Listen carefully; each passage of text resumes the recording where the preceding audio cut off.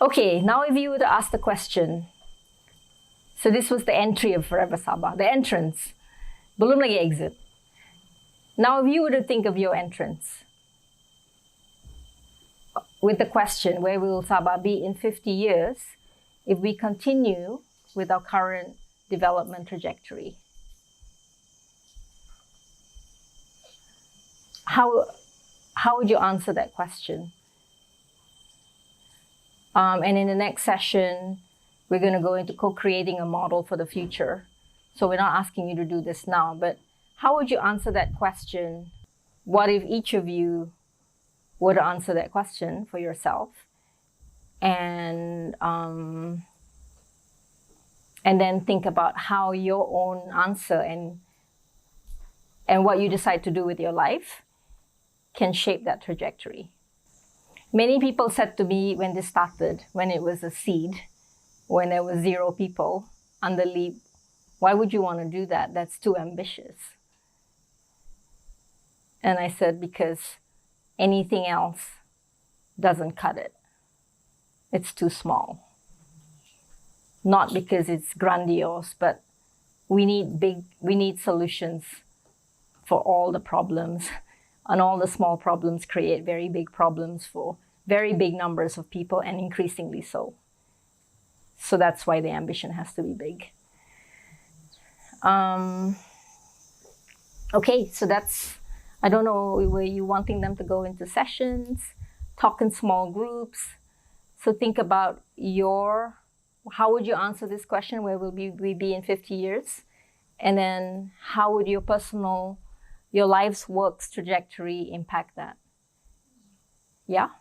So think about your entrance, basically, in that question, in that inquiry. It's an inquiry. Do you want to go in just small groups like this where you are? Yeah? Okay, let's do that. I would just say one here, one here, one here, one here.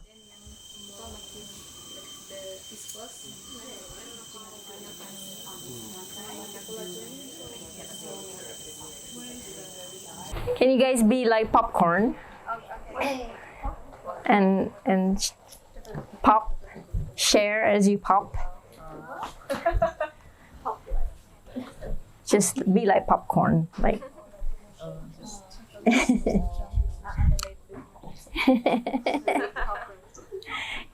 Well, anything that emerged from that conversation that you think that would be good to share with the group. In our circle, I was just telling the rest, me and Chloe lah, we were like, why don't you guys hard sell what you're doing? I see all of these good works that you do, kan? It's a shame that no one knows what is happening, and the only way, like what Chloe said, the only way people know that this like, stuff is going on, either through connections or like personal relations, personal messages lah, not really like out in the open recruitment, if you get what I mean. Yeah. And thinking about 50 years time, we want as much to be done as possible lah, kan? And logically, I think that the fastest way is to get a lot of people, more jobs can get done. That's just my way of thinking lah. So that's why I popped the question, why don't you just hard sell everything? Marketing, advertise what you're doing, show people that these things are getting done so that a lot more people can volunteer. Then they told me the adverse effects, which all makes sense also. Then now I'm just frustrated. And you're one of us now. Why? Be frustrated. Oh, a lot of effects, like in terms of safety, individual safety, safety to the community itself, the organization itself, and the community that you're helping. Like exposure can be bad. Now I'm just understanding lah. If I can add on, I think it's also because we're like quite fresh and new also lah in this like advocacy stuff. So how to say, like, I don't want to say like there's a generation gap, but there's like a gap lah in our knowledge. Experience. A gap in our experience, a gap in our knowledge of what we know, and I think that's why a lot of like, for those of us who are like still a bit younger in terms of experience, we just want like quick results. We want fast, speedy changes, which is perhaps not the way to go lah, not the best way to go. But I think it's what we are wired to expect in this in the society that we grew up. Like, we always want to see very fast development. When the rest of them were talking about it's all grit and patience and hard work over a long time, I was like waiting to talk, like, why can't this just happen? Then they explained to me lah. Then It's just how we're still a bit impatient lah. Yeah. Learning. So this is the epicenter of change. And you are at the epicenter of change. And this is the moment of change. And you have agency. Just all the things we've gone through about entrances, counter mapping, virtual realities, creating future realities. The kind of hard facts that you heard from Villa.